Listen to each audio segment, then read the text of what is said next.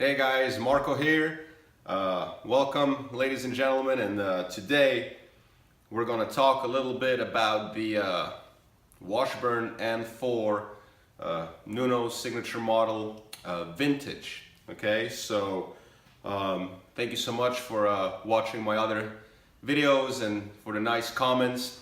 As always, remember, this is not an official review. It's just me, a guitar player, talking about some gear I have that I like and that I like to share with you, and hopefully it helps you decide if you want to get certain guitars or not.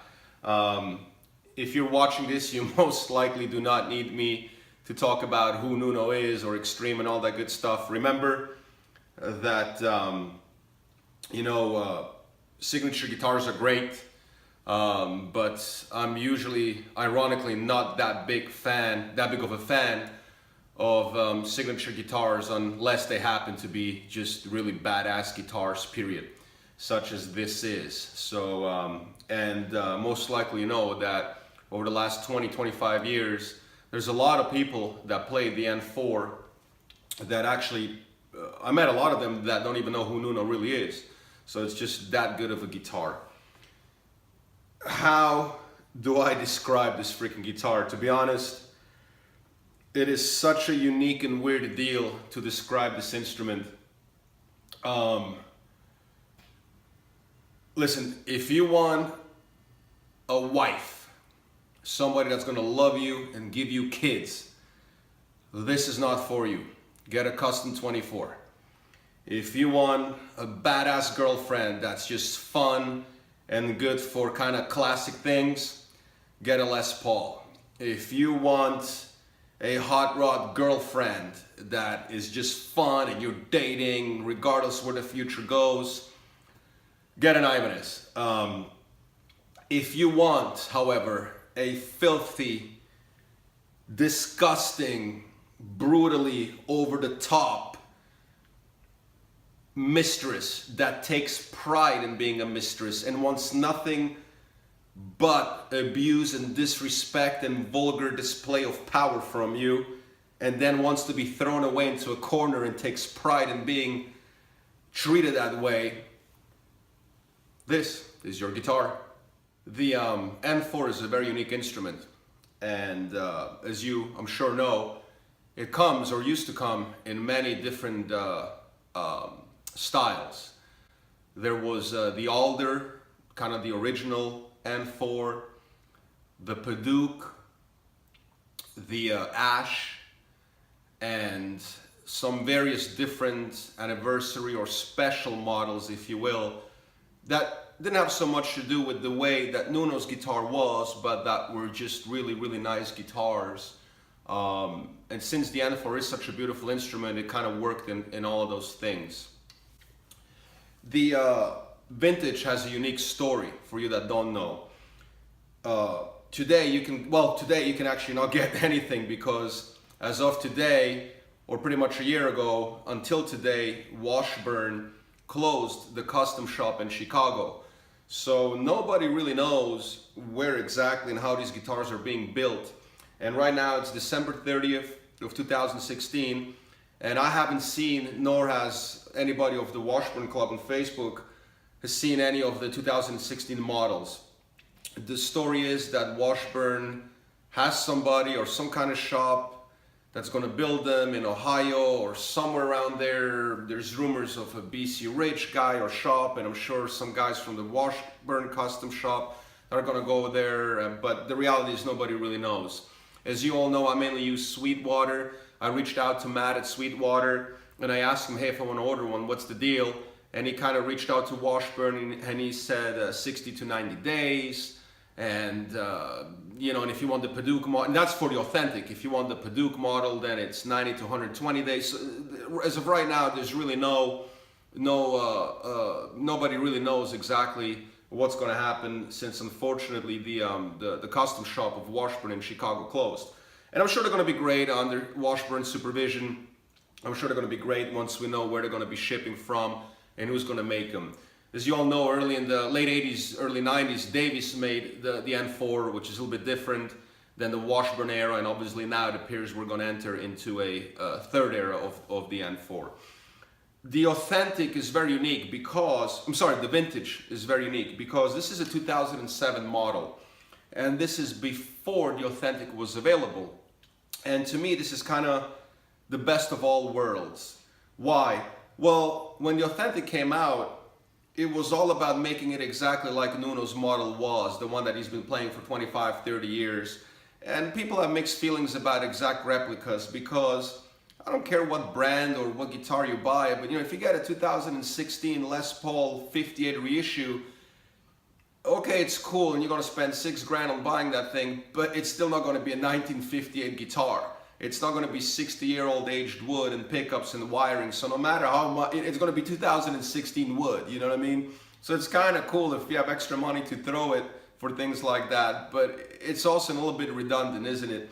And the authentic to me is kind of silly because it's supposed to recapture, remodel after the exact guitar that Nuno plays, whereas this was kind of like, hey, let's give it a vintage feel.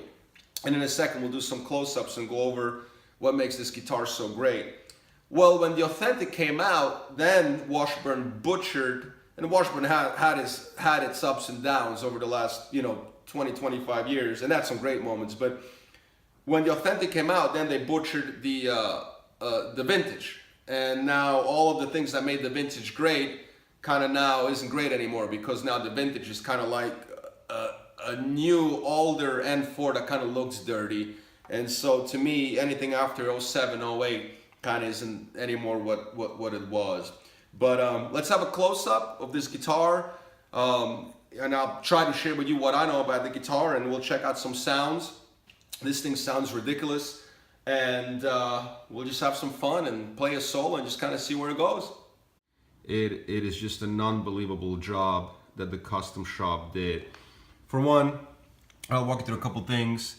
It's an original Floyd Rose, and you can see the imperfection of how it's not even carved out the right way. It's just how it was back in the day when, those guys put their gear together. It's just kind of thrown in and it works.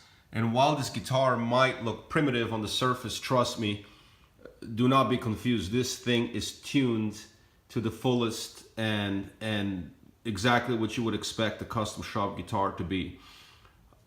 I absolutely love, and of course this is subjective, the reverse headstock.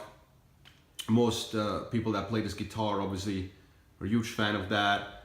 You have the string tensioner right there, which again Washburn then stopped doing once the authentic came out. Kind of the vintage didn't make that much sense anymore. A locking nut, of course, ebony fretboard, a real ebony fretboard, not like a lot of guitar makers today say it's ebony, but then it's just dark rosewood. The Stephan extended cutaway, we'll get to that in a second. Another thing I love about this guitar, it has just this volume thing with the screw screwed into it like Nuno used to have. It's totally primitive and totally badass, and that's how you adjust it. It's just cool, it totally gives you a time warp when you play this guitar, especially again if you have this guitar in combination with other guitars. You see the aged wear here, the black, and then again just how the Floyd Rose is displaced. This is the one N4 that I have, and the one Floyd Rose guitar where I have not put a tremolo or tremolo nose system in it. I'm not a big fan of the free floating. With the tremolo nose system, it gives you kind of the best of all worlds, but on this particular guitar I left it as authentic as I can. It has the same Duncan 59, which is a beautiful, warm and aggressive pickup.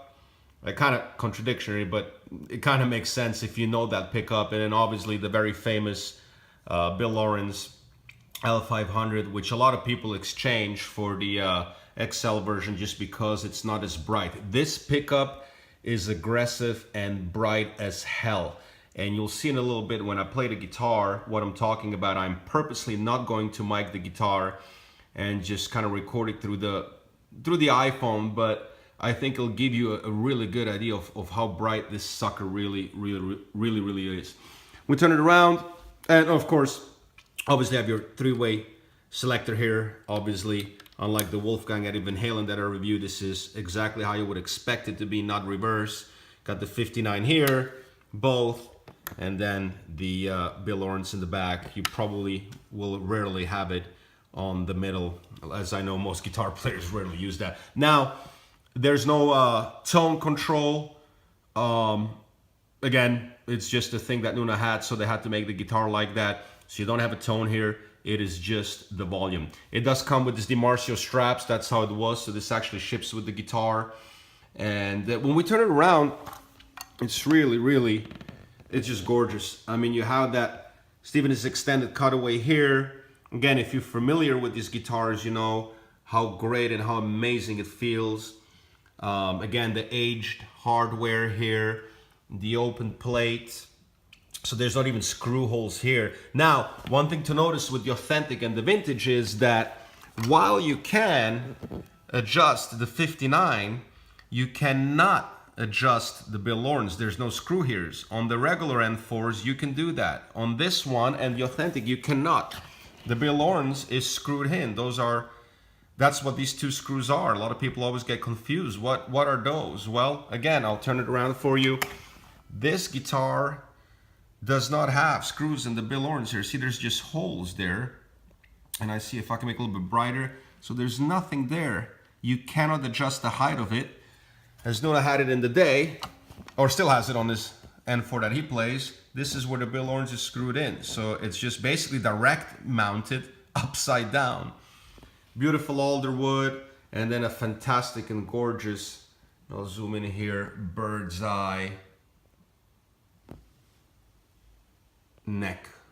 Let me zoom in a little bit. There you go. Just absolutely beautiful. Again, with a little black wear on it, just to kind of give it that vintage look. Of course, you have the Buzz tuning system. If you don't know or never used it, it works, it's great.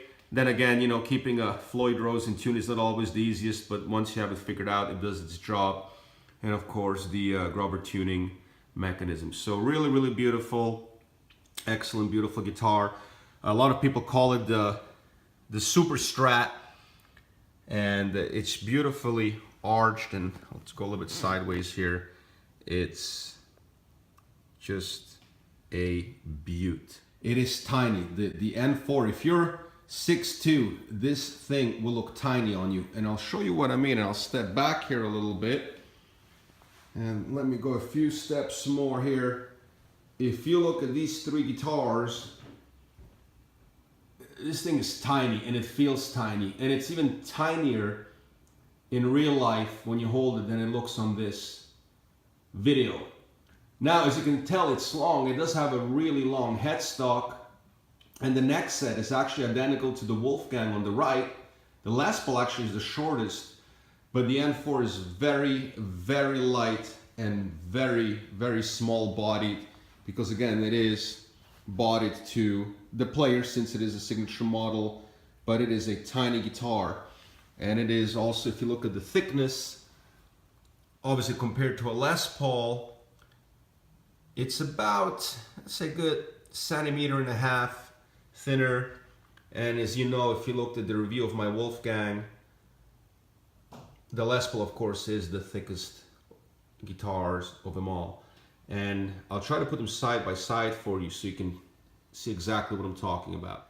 Here's the N4 right next to the Les Paul. Obviously, the Les Paul significantly a thicker, and of course the Les Paul has a curved or arched body, I should say.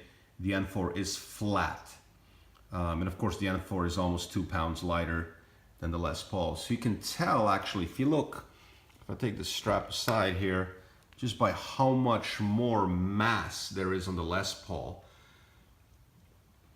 The cutaway for your lower part of the body is significantly lower, even if you look at the cutaway of the Les Paul on the side over there. So it is tiny. It is a tiny body. And I'll do a pan here. Look at the Les Paul, and then we'll look at just the N4. Just how much less body there is overall. All right, enough talk. Let's play this damn thing, okay? We're gonna go to a couple of clean sounds. I want to give you an idea of what the Seymour Duncan 59 and the Bill Lawrence sound like. Remember, I'm using a Boss GT100 to a Marshall DSL 40. Very important, 4-cable method. It's the best. So I can give you pretty much the guitar straight to the Marshall. What a great combo, of course. And we'll borrow some slight reverb and delay from the Boss, but mainly Marshall. Again, I'm not going to spend too much time on the clean sounds because most likely if you use clean sounds you're going to process them anyway compared to the distortion where we'll use a little bit of both. I just want to say on a side note that this is probably one of the most comfortable necks I've ever played in my life. And ask anybody that owns an N4 or that has played them, there's something about this neck, and I don't know what it is, the feel, the size, all of the above combined, that is just unreal. This is probably the guitar that is the hardest for me to put down when I pick it up. I play this thing almost every day, and I have 6, and this thing is just stupid how much fun and raw and how great it is. There's nothing on this guitar that wants you to do anything but play it.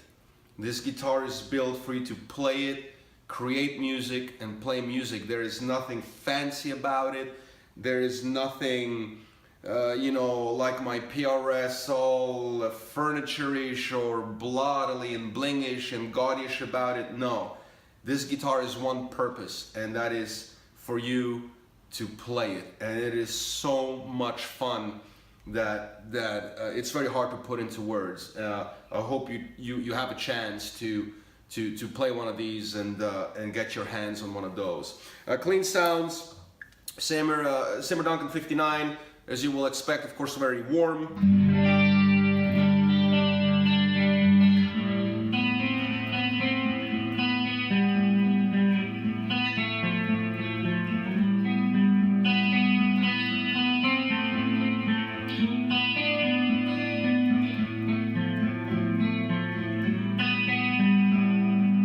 And the Bill Lawrence, of course, extremely bright. Check out the difference. Wow.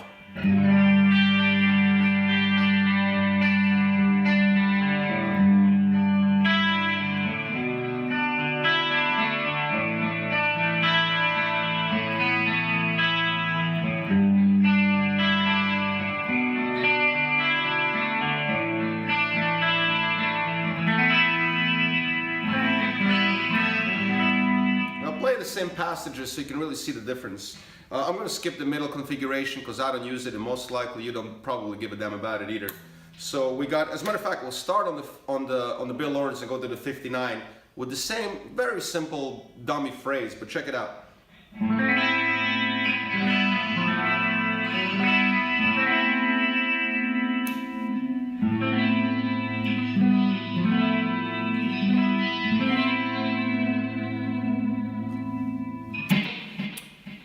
That is that for the clean sound. Now, let's go shred, or attempt to at least. I went through my backing tracks library and I saw Purple Rain Prince, and I figured, hey, what better freaking soul than to showcase this guitar. As usual, and I mean this from the bottom of my heart, please, I'm not trying to attempt to play Prince here. I'm not even in the same galaxy as that man was, but what I am is somebody who loves a track where you can just get lost in it, and it don't matter if you hit the perfect notes and all this, you know, shredding to perfection. No, let this be as dirty as can be. So let's have some fun and just kind of, you know, make this thing, abuse it. Remember, the mistress.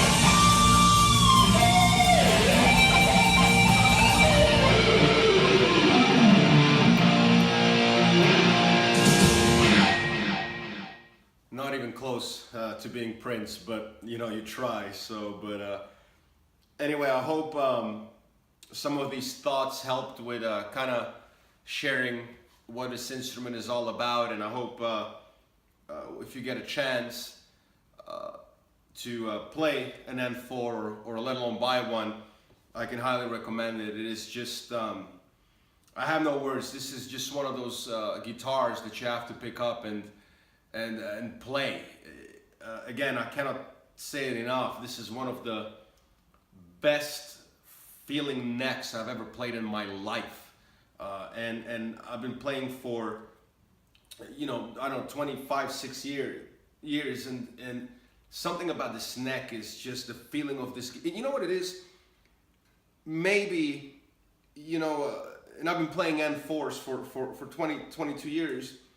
I always have one in my arsenal, and maybe what I love about this guitar so much is that this particular guitar is not confused what it is and what it's supposed to do. There is nothing about this guitar that distracts you from the task at hand, which is playing. There is no fancy schmancy gloss, fancy inlays, bindings, you know, double bindings like a Les Paul custom. There's nothing. It is wood and 6 strings, and it's up to you what you do from here. And you know, today I appreciate this more than ever. There is nothing that distracts you about this instrument. It is beautiful. It is gorgeous. This thing is 10 years old and just feels spectacular. The more broken in it is, the better it feels. And you know, it sounds amazing. A lot of people will tell you this is just good for rock or metal. It's not true.